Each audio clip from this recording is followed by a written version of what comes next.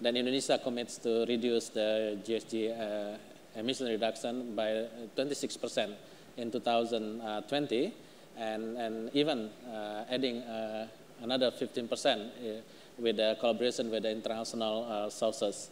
And actually, this target, actually, we are really committed on that, and then and we are trying to issue policies, laws in supporting this commitment. From my ministry side, Ministry of Finance, that we have three tools actually to support the involvement of the business sectors in the low emission environment. First is through providing incentive, giving more incentive to the business people, to the investors to jump into the business related with the environment, and also give this incentive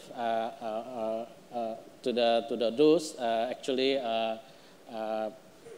what they call that for issuing lots of pollution or produce high emission.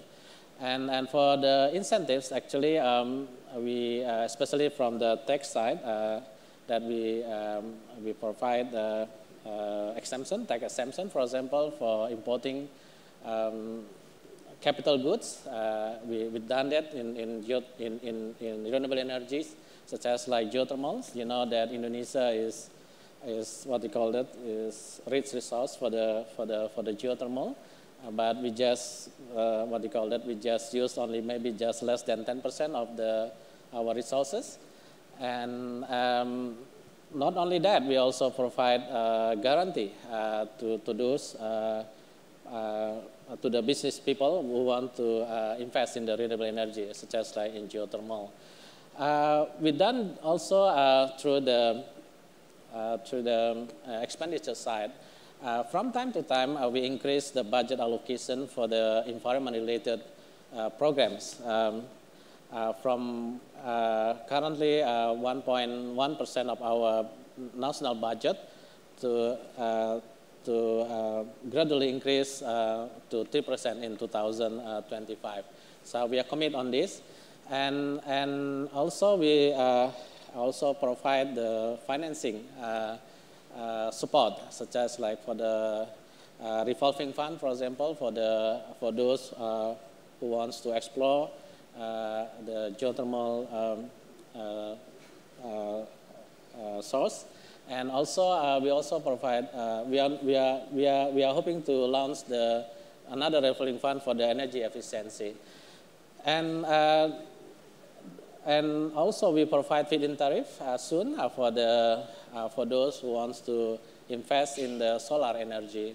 So not only that, my unit also now is trying to what they call that to look at other areas, such as like in the timber, as another speaker mentioned, that actually in order to achieve 26% of the emission reduction, the majority of that emission reduction comes from the timber, and it's around 85%.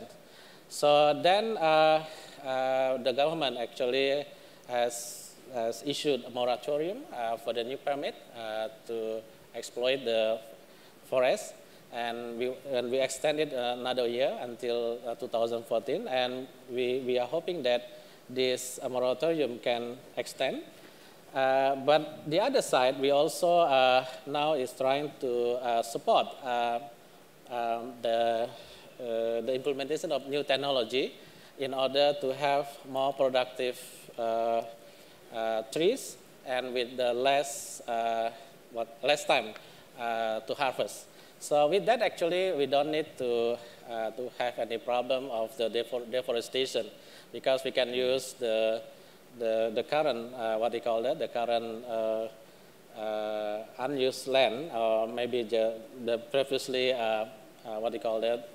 damaged area for this technology, and we believe that with this technology that have been proven by the research, that we can actually fulfill the supply, the increased supply for the timber. So at the other side, for the energy efficiency, my government just issued the regulation for the low-cost green car, and with that actually, and we also apply there that the owner of this green car should buy a non-full subsidy. And actually, our major challenge is full subsidy. As you might know, that almost 20% of our budget is used for the subsidy, mostly for the cars. So this is a challenging situation for Indonesia actually, because at the other side, we also want to maintain the growth. We want to achieve growth for 7%, but at the other side, we also want to commit to participate as the good citizen of the world. So this is the challenging situation, and from time to time, we are trying to collaborate with the government units, because not all ministries or institutions understand about the issue about the climate change, and this is the big challenge for us. And then one thing, actually, from the emission reduction target that we commit, we also we also ask the local government to do local government action plan in achieving the emission reduction. So with that, actually, Indonesia is trying to involve all parties, not only public sectors but also the private sector, to participate on this big challenge part of the climate change. And one research that we are doing, we call it mitigation fiscal framework.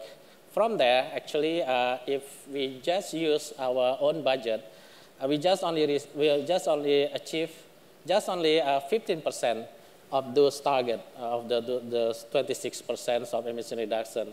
So 26% equal to 700 million tons something, and we just reach only 15% if using our own budget.